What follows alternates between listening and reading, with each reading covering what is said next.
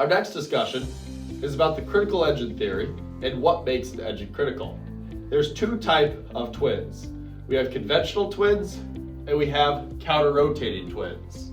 In a conventional twin, both propellers rotate clockwise. In a counter-rotating twin, the left propeller rotates clockwise while the right propeller rotates counterclockwise, bringing both propellers toward the center of the airplane. What are some benefits to a conventional twin? Well, cheaper maintenance costs. Both parts of the engine can be intertwined between the two because they rotate the same way. In a counter-rotated prop, that isn't always the case. Therefore, a conventional prop has less maintenance costs and typically less maintenance time. However, a conventional twin has a critical engine. What makes the engine critical? And I'm going to give it away. The left engine is critical for us. The first factor is P factor. We all learned P factor back when we were a private pilot. The descending blade takes a bigger chunk of air. Therefore, we have asymmetrical lift.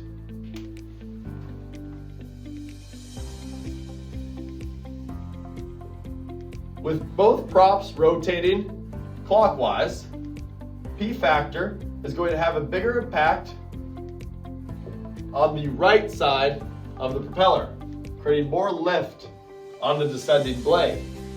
As we can see, the left engine has a shorter arm to the center of the aircraft than the right engine. A is less than B. Because our distance of A is less than B, means that if the left engine were to fail, this longer arm creates a more adverse impact on the aircraft, meaning the left engine is critical.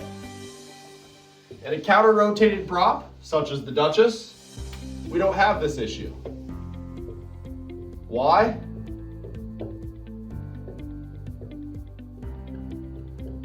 Because A and B are equal.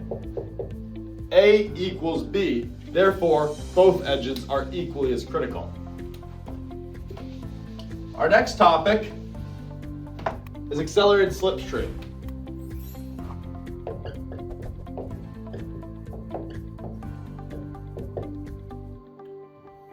We're going to draw this airplane from a head-on view.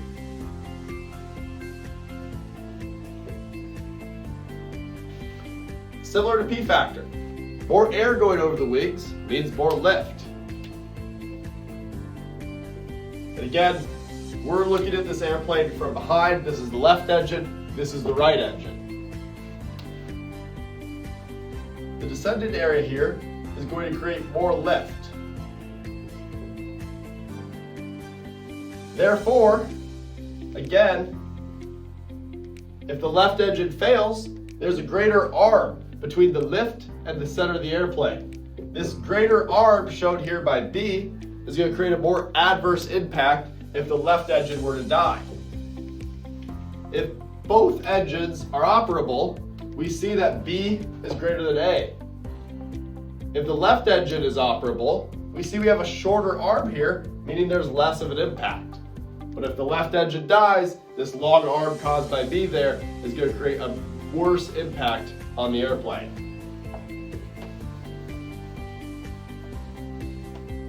Now with counter-rotated props,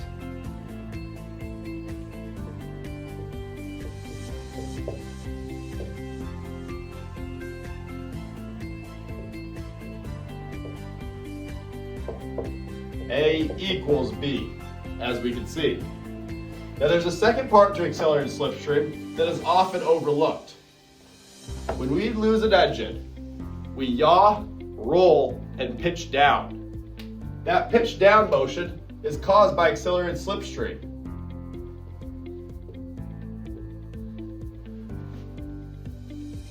The air comes off the propeller and back across the fuselage.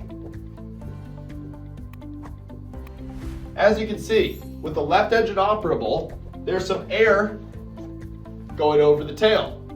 Now in a T-tail aircraft, you don't feel this as much. But a conventional twin, you will. When the left engine dies, and you're going to notice the airflow going over that tail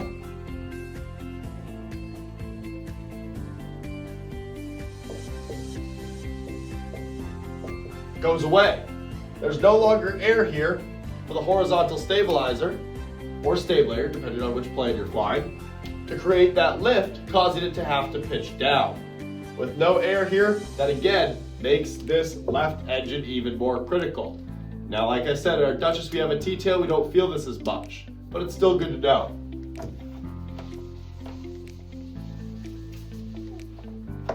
Next, we have spiraling slipstream.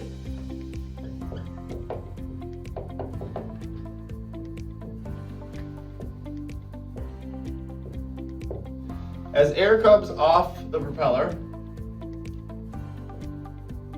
it rotates in the motion as I drew on the board here. When the right engine dies,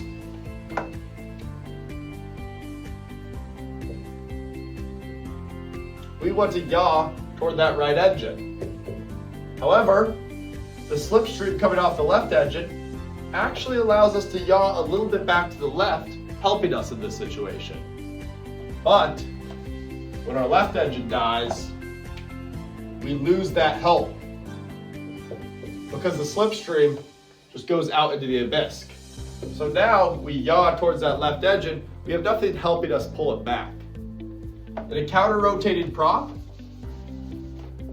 such as the Duchess,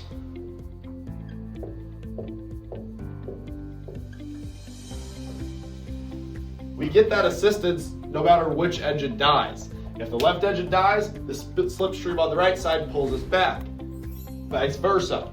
That is why, again, both engines are equally as critical in a counter-rotating prop. Our last factor is torque. Newton's third law. Every action has an equal and opposite reaction. Prop spin to the right, equal and opposite reaction is back toward the left.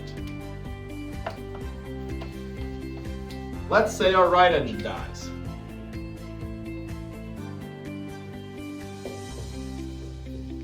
We want to yaw toward the dead engine, correct? But that torque is helping us pull it back a little bit more toward neutral, if the right engine were to die. If the left engine dies, well, this just makes everything a whole lot worse. Because now, not only does that airplane want to yaw and roll in the direction of the dead engine, it has an additional rolling motion caused by torque of the right engine. And a counter-rotating prop, well, both engines are equally critical.